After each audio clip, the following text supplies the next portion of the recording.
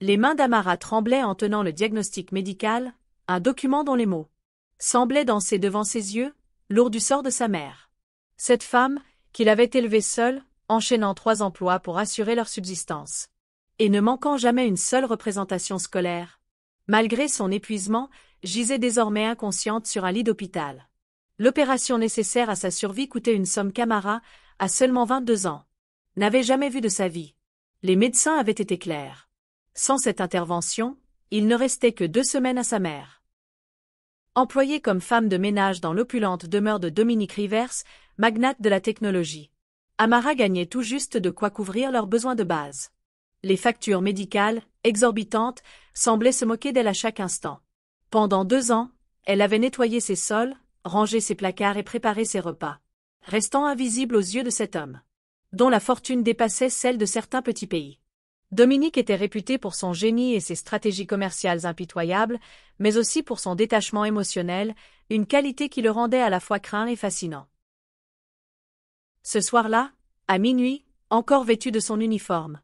Après une journée de travail de 18 heures, Amara se tenait dans la cuisine immaculée de la maison. C'est alors qu'une décision radicale germa dans son esprit, une décision qui allait bouleverser son existence. Elle avait surpris assez de conversations entre Dominique et ses associés, pour savoir que les hommes puissants payaient parfois des fortunes pour de la compagnie. Son innocence, qu'elle avait protégée malgré les épreuves de la pauvreté, lui apparaissait soudain comme son unique atout de valeur. Avec le souvenir du souffle laborieux de sa mère résonnant dans son cœur, Amara résolut de proposer à Dominique quelque chose qu'aucune somme d'argent ne lui avait jamais offert. Sa première nuit, sa virginité, en échange de l'argent nécessaire pour sauver la seule famille qui lui restait. Le lendemain soir, Amara se retrouva devant la porte du bureau privé de Dominique. Son cœur battant à tout rompre, comme un oiseau prisonnier cherchant à s'échapper. Elle avait répété son discours des centaines de fois, mais les mots semblaient s'évanouir sur sa langue. Alors qu'elle levait la main pour frapper.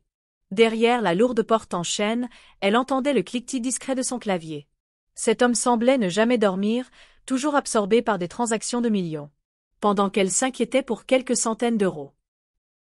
Lorsqu'il l'invita à entrer d'une voix grave, Amara pénétra dans une pièce qui l'avait toujours intimidée. Des étagères remplies de livres du sol au plafond, des œuvres d'art coûteuses, une atmosphère de puissance tranquille.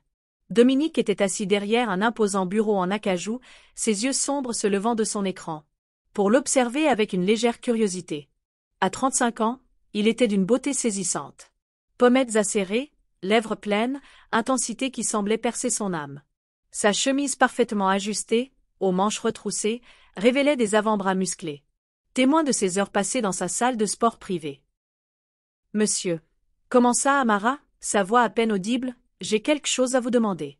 Quelque chose qui pourrait sembler déplacé. » Elle remarqua un léger haussement de sourcils. Le premier signe d'intérêt qu'il lui ait jamais montré. Prenant une inspiration qui lui brûla la gorge, elle poursuivit. « Ma mère est mourante, et j'ai besoin d'argent pour son opération. Je sais que vous pourriez signer un chèque sans même le sentir, mais je ne demande pas la charité.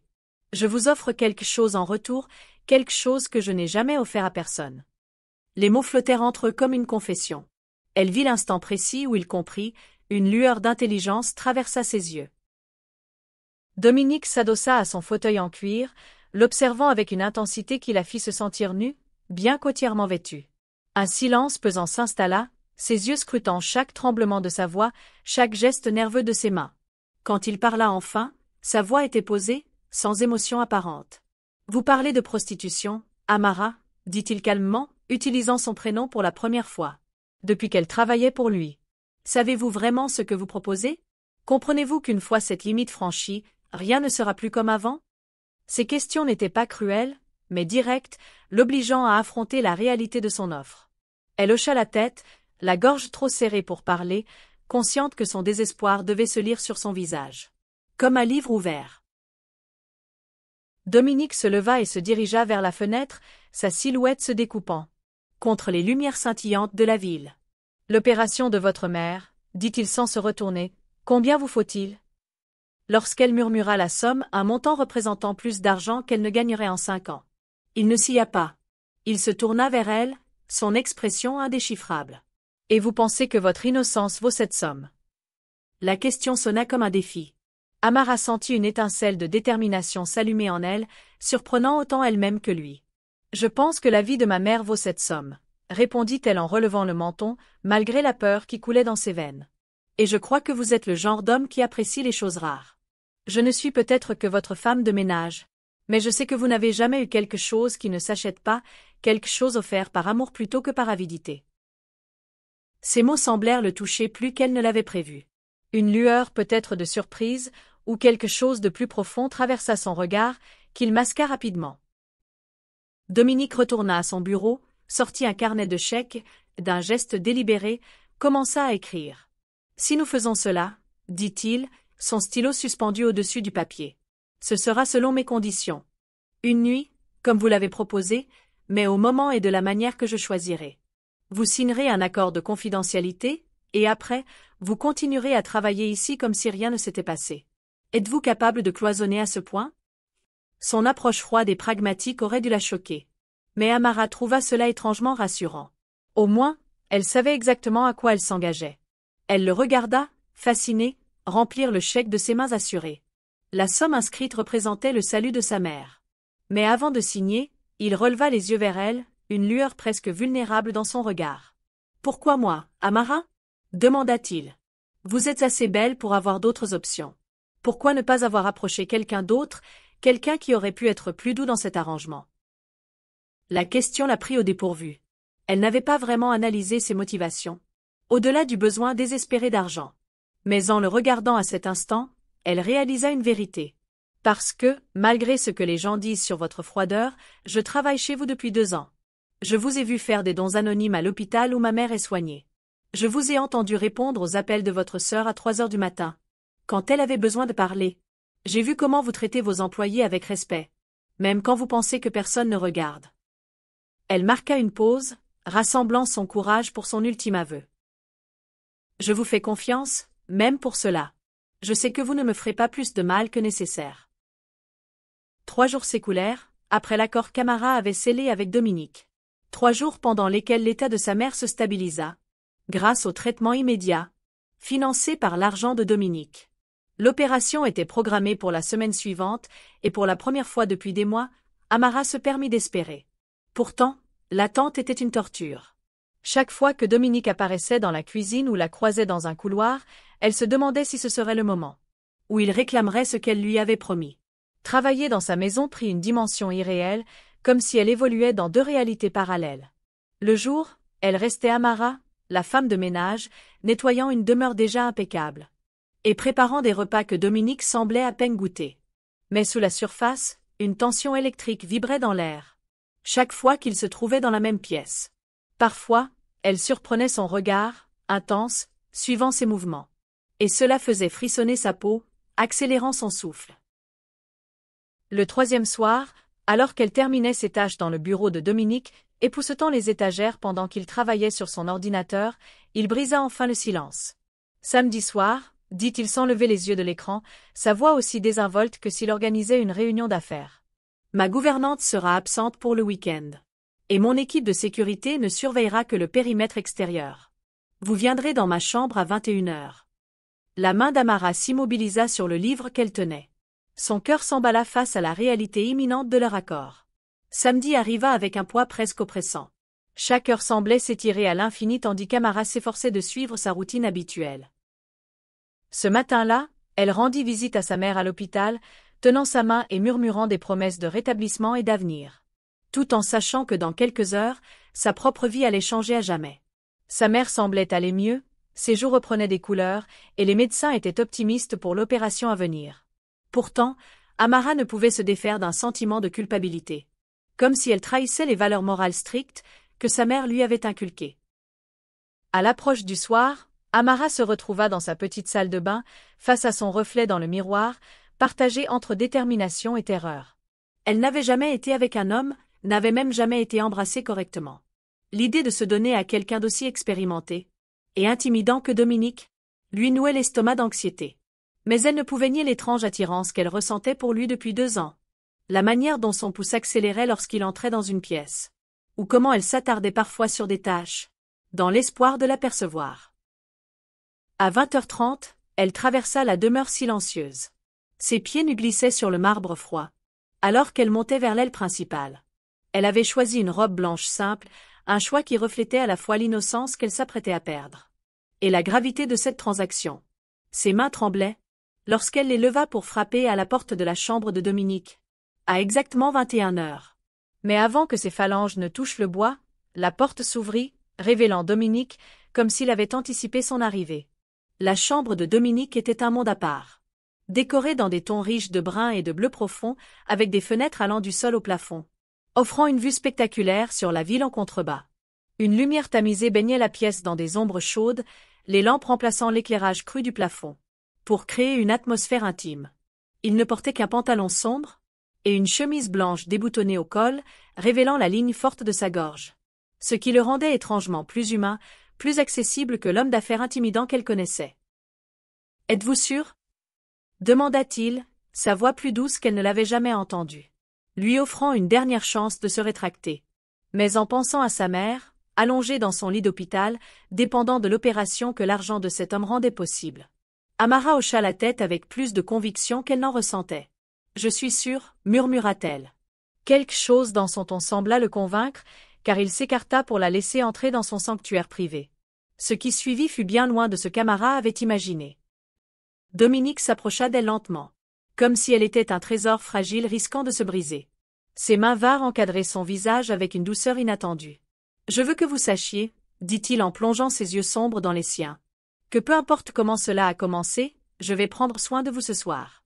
Ce n'est pas forcément juste une transaction. » Lorsqu'il l'embrassa doucement, lentement, avec une patience infinie, Amara sentit quelque chose se fissurer dans sa poitrine. Ce n'était plus seulement une affaire d'argent ou de désespoir. C'était la manière dont il la regardait, comme si elle était la chose la plus précieuse qu'il ait jamais vue. Amara s'éveilla dans le lit de Dominique, alors que la lumière de l'aube filtrait à travers les immenses fenêtres. Son corps était enveloppé dans des draps de coton égyptien, probablement plus coûteux que son salaire mensuel. Pendant un instant, elle oublia où elle était pourquoi. Puis, les souvenirs de la nuit précédente déferlèrent, non pas une transaction clinique, mais une expérience tendre et bouleversante, bien au-delà de ce qu'elle avait imaginé. Dominique avait été doux, patient, transformant sa première fois en quelque chose de beau, plutôt qu'un acte à endurer. Elle tourna la tête et découvrit que l'autre côté du lit était vide, mais encore chaud. Le bruit de l'eau coulant dans la salle de bain attenante lui parvint. Sa robe était soigneusement pliée sur une chaise, là où Dominique l'avait posée la veille, probablement pour éviter l'embarras du lendemain matin après leur accord. L'argent pour l'opération avait déjà été transféré et ils étaient censés reprendre leur relation d'employeur et employés comme si rien ne s'était passé. Mais alors qu'Amara enfilait sa robe et se préparait à quitter la chambre, elle ne pouvait chasser le souvenir de la façon dont il avait murmuré son prénom comme une prière, de la manière dont il l'avait serrée dans ses bras, comme si elle était précieuse et non achetée. Lorsqu'elle ouvrit la porte pour partir, elle trouva Dominique dans le couloir, fraîchement douché, vêtu de son costume impeccable habituel. Mais quelque chose dans ses yeux était différent, plus doux, plus incertain qu'elle ne l'avait jamais vu. « Amara » dit-il doucement. Et la manière dont il prononça son nom fit bondir son cœur. « Il faut qu'on parle ?» Ce n'était pas censé se passer ainsi. Dominique referma la porte de son bureau privé derrière eux, avec une précision presque militaire, comme pour contenir le tumulte qui grondait en lui. Amara, silencieuse, observa ses mains d'ordinaire si assurées trembler légèrement alors qu'il versait du café. Ce simple geste trahissait ce qu'il s'efforçait de dissimuler. La nuit qu'ils avaient partagée l'avait ébranlé autant qu'elle. L'homme connu pour son détachement émotionnel, capable de prendre des décisions financières colossales sans ciller, semblait profondément troublé par ce qui s'était passé dans l'intimité de la nuit. Amara sentit son cœur s'alourdir. Elle s'attendait à une mise au point froide, à une distance réaffirmée. Mais au lieu de cela, Dominique se tourna vers elle, le visage marqué d'une vulnérabilité inattendue. « J'ai été avec d'autres femmes auparavant, » dit-il, sa voix teintée d'une confusion qu'elle ne lui connaissait pas. « Mais ce qui s'est passé hier soir, ce n'était pas juste physique. Je veux que tu saches que cela n'était pas prévu dans notre accord. Et j'ai besoin de savoir si tu as ressenti la même chose. » Ces mots planèrent entre eux comme un aveu fragile. Amara comprit alors que cet homme, toujours maître de lui, était aussi perdu qu'elle dans les répercussions de leur rencontre. « Je l'ai ressenti, » murmura-t-elle, la sincérité jaillissant d'elle avant même qu'elle n'y pense. Je ne sais pas ce que ça signifie, ni ce qu'on est censé en faire, mais je l'ai ressenti aussi. Le soulagement qui éclaira le visage de Dominique lui révéla l'importance de sa réponse. Mais cela ouvrit aussi un monde de complications qu'aucun d'eux n'avait anticipé. Au cours des semaines suivantes, alors que la mère d'Amara se remettait de son opération réussie, l'atmosphère dans la maison de Dominique changea subtilement. En surface, tout semblait identique. Amara accomplissait ses tâches avec rigueur, respectant les limites professionnelles, l'appelant monsieur en présence d'autres personnes. Mais sous cette façade, une connexion intense semblait électriser chaque échange. Dominique trouvait des prétextes pour se retrouver dans la même pièce qu'elle. Il lui demandait son avis sur des détails insignifiants, le menu du dîner, l'agencement d'une bibliothèque. Simplement pour prolonger leur interaction. Leur conversation, autrefois limitée aux consignes domestiques, s'étirait désormais, devenant plus personnelle. Il s'enquérait de la santé de sa mère, et Amara se surprenait à lui confier des fragments de son enfance, des rêves qu'elle n'avait jamais osé partager. Elle découvrait alors un homme bien plus complexe qu'il n'y paraissait. Réfléchi, brillant, mais terriblement seul. Bien loin de l'image intimidante qu'il projetait au monde. La tension entre eux devenait palpable. Les soirées tranquilles où ils se retrouvaient seuls dans la maison étaient les plus dangereuses. Amara surprenait ses regards, brûlants, suivant chacun de ses gestes. Et elle savait qu'il remarquait aussi la façon dont son souffle s'accélérait lorsqu'il s'approchait trop près ou effleurait son bras par mégarde. Ils dansaient autour de quelque chose d'inévitable. Mais aucun ne semblait prêt à franchir cette ligne invisible qui séparait encore leurs deux mondes. 3 semaines après leur nuit, Amara travaillait tard dans le bureau de Dominique. Elle rangeait des dossiers pendant qu'il participait à une réunion virtuelle, sa voix grave résonnant dans la pièce voisine. Elle l'écoutait distraitement parler de marges bénéficiaires et de projections de marché, mais dans son esprit, une autre nuit résonnait. La manière dont cette même voix avait murmuré son prénom dans l'obscurité. Elle ne l'entendit pas entrer dans la pièce, jusqu'à ce qu'il prononce doucement son nom. Surprise, elle sursauta et laissa échapper une pile de documents. Tous deux se baissèrent en même temps, pour ramasser les papiers éparpillés. Leurs mains se frôlèrent. Une décharge électrique les traversa. Les doigts de Dominique se refermèrent sur les siens. Lorsqu'Amara leva les yeux, elle trouva son visage à quelques centimètres du sien. Ses yeux sombres brûlaient d'une intensité qui lui coupa le souffle. « Je n'arrive pas à arrêter de penser à toi, » avoua-t-il, sa voix rauque de désir et de frustration. J'ai essayé de faire comme si cette nuit n'avait rien changé. Mais tu es partout dans ma tête. Avant qu'elle ne puisse répondre, Dominique l'embrassa. Un baiser urgent, libérant des semaines de tension contenue. Cette fois, il n'y avait ni contrat, ni condition, juste le besoin brut. Et l'acceptation que ce qui se passait entre eux échappait désormais à tout contrôle. Lorsqu'ils se séparèrent, à bout de souffle, Amara vit dans ses yeux un mélange de désir et de confusion, qui reflétait parfaitement le sien. Ça complique tout, murmura-t-elle. Mais même en prononçant ces mots, elle savait qu'il n'y aurait aucun retour en arrière. Ce qui suivit fut une danse délicate et secrète, à la fois enivrante et terrifiante. Le jour, Amara restait l'employée modèle. Professionnelle, efficace, presque invisible. Mais une fois la maison endormie, elle devenait autre chose. Dominique la trouvait dans les pièces où elle travaillait encore. Leur conversation dérivait inévitablement vers des baisers volés. Des confessions murmurées sur des sentiments que ni l'un ni l'autre n'avaient prévus. Leur relation se tissait dans l'ombre. Entre les tâches officielles d'Amara et les obligations implacables de Dominique, il volait des instants hors du temps. Parfois, il apparaissait derrière elle dans la cuisine, entourant sa taille d'un geste à la fois possessif et tendre. D'autres fois, elle découvrait des petits mots cachés entre des serviettes pliées, dans les pages d'un livre, révélant une facette romantique de Dominique que le monde ne soupçonnait pas. Mais ce secret avait un poids. Amara vivait dans la peur constante que quelqu'un découvre leur relation, ce qui pourrait lui coûter son emploi, dont elle avait toujours besoin. De son côté, Dominique luttait avec des émotions qu'il avait passé des années à réprimer. Il se surprenait à être distrait pendant des réunions cruciales, son esprit dérivant vers le sourire d'Amara, celui qu'elle croyait invisible. Ils s'enfonçaient tous deux dans quelque chose qui paraissait naturel, mais incroyablement risqué. Et plus ils s'y laissaient aller, plus il devenait clair qu'ils étaient désormais liés. D'une manière que ni les règles sociales, ni les contrats ne pouvaient contenir. Tout changea le jour où la mère d'Amara, Margaret, fut autorisée à quitter l'hôpital pour venir vivre avec sa fille dans le petit appartement situé au-dessus du garage de la demeure de Dominique. Cet espace, un avantage de son emploi, représentait à la fois une bénédiction et une source de complications à venir.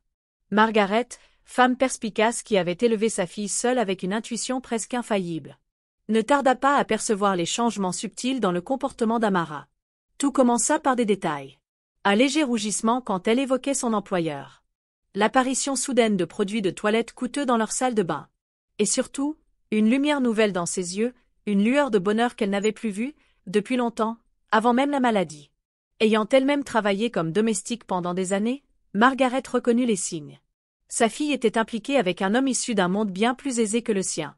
Cette prise de conscience l'inquiétait autant qu'elle l'intriguait, surtout lorsqu'elle observa la manière dont M. Rivers regardait Amara, lors des rares moments où leurs chemins se croisaient. La confrontation arriva un dimanche matin tranquille. Dominique commit l'erreur de laisser transparaître une familiarité inhabituelle. Il posa une main sur l'épaule d'Amara, devant Margaret. Un geste simple, mais qui trahissait une intimité évidente, bien au-delà de la courtoisie professionnelle. Margaret attendit qu'elle soit seule pour lui faire face. Elle planta son regard dans celui d'Amara, avec la même fermeté qu'autrefois, quand sa fille était enfant et tentait de cacher ses bêtises. « Ma chérie, dit-elle, sa voix douce mais ferme. Veux-tu me dire ce qui se passe vraiment entre toi et cet homme, ou dois-je deviner ?» Assise face à sa mère, à leur petite table de cuisine, Amara eut soudain l'impression de redevenir adolescente, prise en flagrant délit. Mais le visage de Margaret n'exprimait ni colère ni jugement. Seulement une inquiétude aimante. Une patience que seule une mère peut offrir. Alors Amara raconta tout. La nuit désespérée où elle avait fait sa proposition à Dominique. L'accord passé. La connexion inattendue qui s'était nouée entre eux. Et cette relation complexe qu'il tentait désormais de naviguer, entre passion, secret et incertitude. Margaret écouta sans l'interrompre, son expression impassible jusqu'à la fin du récit. Quand elle prit enfin la parole, sa voix était mesurée, mais lourde de sens. « Tu t'es vendue pour sauver ma vie » dit-elle doucement. Et dans ces mots résonnait une douleur profonde. « Ma chérie, je n'ai jamais voulu que tu te sacrifies ainsi pour moi. J'aurais préféré mourir que de te voir porter un fardeau pareil. » Avant qu'Amara ne puisse réagir, sa mère poursuivit. « Mais je vois dans tes yeux que c'est devenu bien plus qu'une simple transaction. La vraie question est que veut-il de toi, maintenant ?» Ces mots frappèrent Amara en plein cœur. C'était la question qu'elle avait soigneusement évitée, depuis des semaines. Dominique la voyait-il comme plus qu'un simple arrangement? Leur lien était-il sincère? Ou n'était-elle pour lui qu'une curiosité passagère, dans la vie d'un homme qui pouvait tout s'offrir? Margaret lut le trouble dans les yeux de sa fille. Elle prit sa main avec fermeté. « Tu mérites de savoir où tu en es avec lui, » dit-elle calmement. « Et s'il ne peut pas t'offrir cette honnêteté, alors il ne mérite pas ce que tu lui as donné. » Portée par la sagesse maternelle et son besoin croissant de vérité, Amara prit une décision. Ce soir-là, elle irait parler à Dominique. Plus de non-dits. Plus d'attente. Elle le trouva dans son bureau, concentré sur son travail comme toujours. En l'observant, une évidence la frappa. Elle était tombée follement amoureuse de lui. Cette prise de conscience la terrifia, mais elle lui donna la force d'affronter ce moment. « Il faut qu'on parle de ce que c'est » déclara-t-elle sans détour. Dominique leva les yeux, surpris par sa détermination. « Je ne peux plus vivre dans cette incertitude, sans savoir si je suis ta petite amie. Ton employé ou simplement, un arrangement. J'ai besoin de savoir où j'en suis, Dominique. Parce que je ne peux plus faire semblant que mes sentiments ne sont pas impliqués. » Sa voix tremblait un peu, mais sa résolution était claire. Le fait qu'elle prononce son prénom avec tant de franchise semblait l'avoir profondément touchée. Dominique se leva lentement, alla jusqu'à la fenêtre, les mains jointes derrière le dos, un signe évident de conflit intérieur. « Que veux-tu que je dise, Amara ?» répondit-il, sa voix soigneusement maîtrisée. « Que je tombe amoureux de ma femme de ménage. Que je passe mes nuits à imaginer un avenir insensé pour nous deux. Que je serai prêt à abandonner tout ce que j'ai construit pour me réveiller chaque matin à tes côtés. » Il se retourna vers elle. Dans ses yeux brillait une vulnérabilité brute, rare chez cet homme si contrôlé. Parce que tout cela est vrai. Mais le dire à voix haute ne fait pas disparaître les complications. Ces mots furent comme un pont jeté entre deux mondes. Il l'aimait. Pas uniquement comme une amante clandestine, mais sincèrement.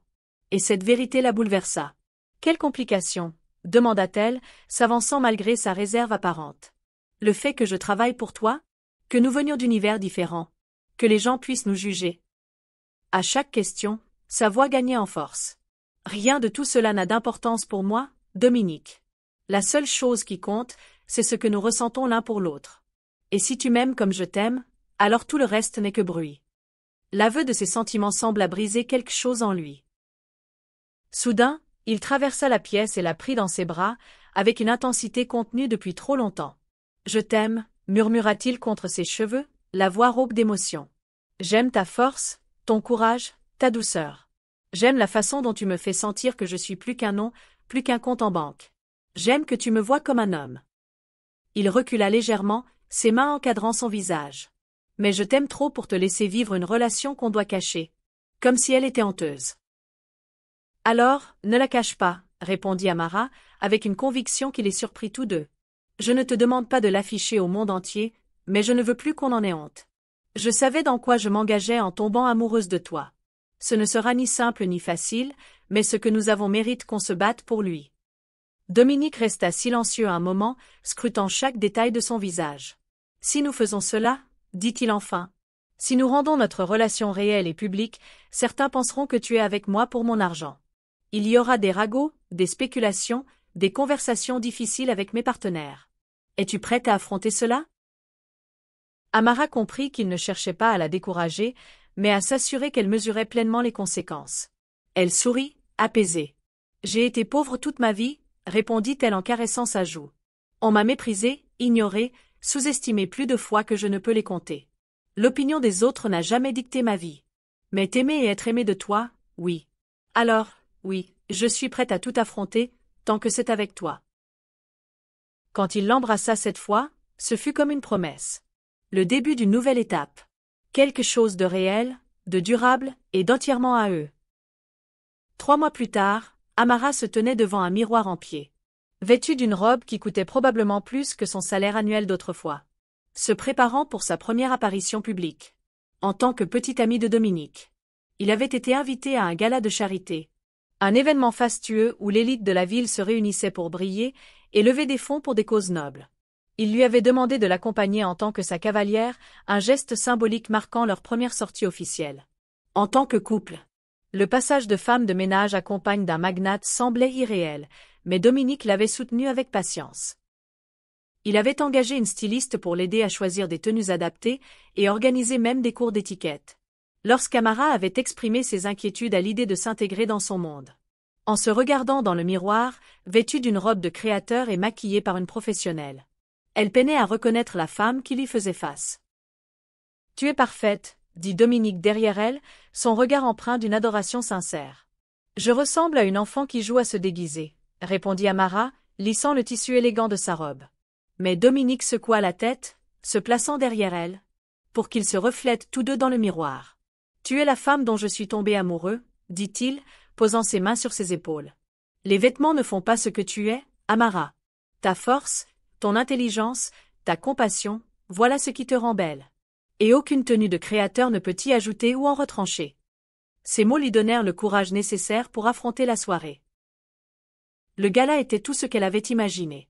Un étalage scintillant de richesse et de pouvoir, dans une salle de bal digne d'un conte de fées. Des lustres en cristal projetaient une lumière arc-en-ciel. Sur des femmes en robes de haute couture et des hommes en smokings impeccables, tenant des verres coûtant plus cher que les courses hebdomadaires de la plupart des gens.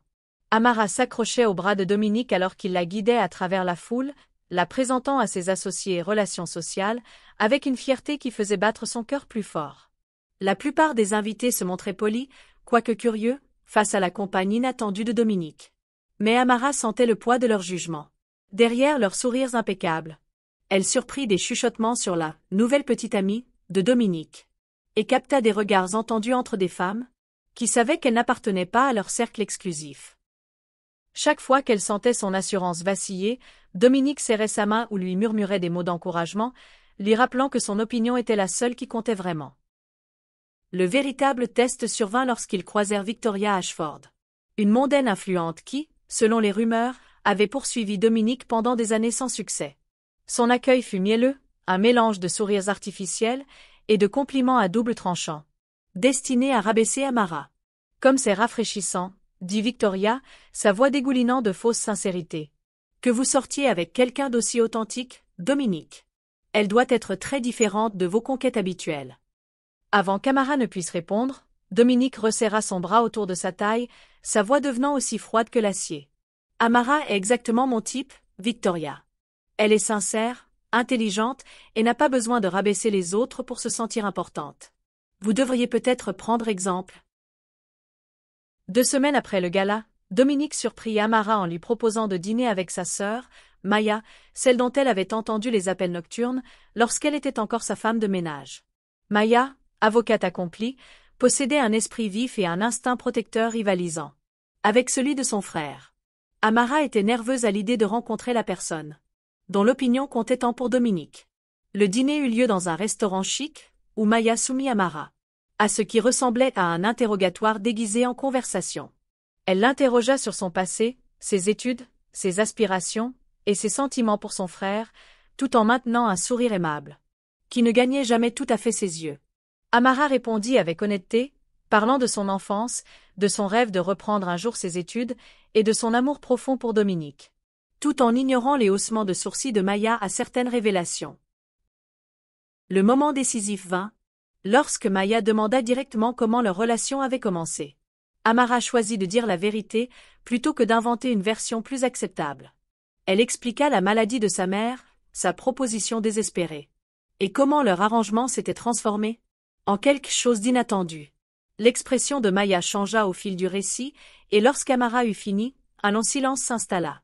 Enfin, Maya s'adossa à sa chaise et sourit, un vrai sourire cette fois. « Eh bien, dit-elle, j'étais prête à vous détester par principe. Mais quelqu'un d'assez courageux pour faire une proposition à mon frère intimidant, et assez intelligent pour le faire tomber amoureux mérite mon respect. » 6 mois après le début officiel de leur relation, Dominique aborda un sujet qui planait entre eux, comme une question implicite. Il voulait qu'Amara emménage dans la maison principale, non plus comme employé, mais comme partenaire. L'appartement au-dessus du garage avait rempli son rôle, permettant à sa mère de se rétablir confortablement et à leur relation de se développer naturellement. Mais il voulait maintenant franchir une nouvelle étape vers une vie commune. La conversation eut lieu un dimanche matin paisible, alors qu'il partageait un petit déjeuner dans sa cuisine. Une scène domestique qui semblait encore miraculeuse à Amara. « Je sais que c'est un grand pas, » dit Dominique, prenant sa main à travers la table. « Et je ne veux pas que tu te sentes forcée. Mais je veux me réveiller à tes côtés chaque matin et m'endormir avec toi chaque soir. Je veux partager mon espace avec toi, pas seulement voler des moments quand on le peut. » Ses yeux étaient pleins d'espoir mais patients, lui laissant le temps de réfléchir. Amara pensa à sa mère, qui l'encourageait depuis des semaines à faire ce pas, insistant sur le fait qu'elle n'avait pas besoin d'une fille constamment à ses côtés. Elle pensa à la vie qu'elle construisait avec Dominique, à l'amour né d'un début improbable, devenu fort, réel et durable. « Oui, » dit-elle, le surprenant par la rapidité de sa décision. « Oui, je veux emménager avec toi. Je veux construire une vie avec toi, Dominique, peu importe à quoi ça ressemble. » La joie qui illumina son visage lui montra à quel point sa réponse comptait pour lui. 1 an et demi après cette nuit désespérée, où Amara avait offert son innocence pour sauver la vie de sa mère. Elle se retrouva dans le même bureau où tout avait commencé, mais dans des circonstances radicalement différentes. Dominique lui avait demandé de le rejoindre après le dîner, prétextant une discussion importante, et son énergie nerveuse était palpable tout au long de la soirée. Elle l'observa arpenter la pièce derrière son bureau, passant ses mains dans ses cheveux. Dans un rare signe d'anxiété pour cet homme habituellement si posé. « Te souviens-tu de la première fois où tu es entré dans cette pièce ?» demanda-t-il, s'arrêtant enfin pour lui faire face. « Tu étais terrifiée, mais tellement courageuse, prête à tout sacrifier pour quelqu'un que tu aimais. » Sa voix était douce, empreinte de souvenirs, et Amara sentit son cœur s'accélérer, pressentant l'importance du moment qui se dessinait. « Je pensais acheter une nuit avec une femme magnifique. Mais ce que j'ai trouvé, c'est l'amour de ma vie. » Avant qu'Amara ne puisse répondre, Dominique contourna son bureau, à sa grande surprise, mit un genou à terre, sortant un écrin dont l'éclat captura la lumière de la lampe. Comme une étoile emprisonnée. « Amara, » dit-il, sa voix tremblante d'émotion. « Tu m'as sauvée autant que j'ai sauvé ta mère. Tu m'as appris ce que signifie aimer quelqu'un plus que soi-même. Et je veux passer le reste de ma vie à prouver que je suis digne du cadeau que tu m'as offert. Veux-tu m'épouser ?»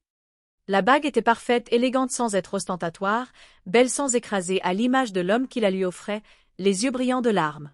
Amara, bouleversée, accepta. La bague glissa sur son doigt, étrange et merveilleuse à la fois. Les préparatifs du mariage furent à la fois excitants et complexes. Dominique voulait tout lui offrir. Une cérémonie digne d'une princesse. Une réception dont on parlerait pendant des années. Une lune de miel dans une destination exotique qu'elle n'avait jamais osé rêver visiter. Mais Amara se sentait dépassée par l'ampleur de ses projets, luttant pour concilier ses rêves simples avec ses gestes grandioses. « Je n'ai pas besoin de tout ça, » dit-elle un soir, alors qu'ils examinaient des propositions des organisateurs de mariage, dont les services coûtaient plus que le salaire annuel de la plupart des gens. « Je veux juste t'épouser, Dominique. Pas besoin de 1000 invités ou d'une robe plus chère qu'une voiture. Je veux juste nos proches autour de nous pour célébrer. » Elle vit le conflit dans son regard, son désir de lui offrir le monde entrant en collision avec sa compréhension croissante de ce qui la rendrait vraiment heureuse. Ils trouvèrent un compromis parfait dans la simplicité. Une cérémonie dans le jardin de la propriété de Dominique, avec seulement leur famille et amis proches. Margaret, la mère d'Amara, la conduirait à l'hôtel. Maya, la sœur de Dominique, serait sa demoiselle d'honneur. Et l'associé de Dominique ferait office de témoin.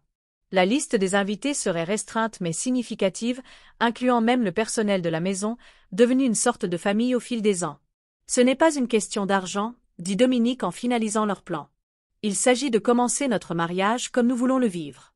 En nous concentrant sur ce qui compte vraiment, notre amour. » Le matin du mariage, le soleil inondait la suite nuptiale, où Amara se préparait avec sa mère et Maya.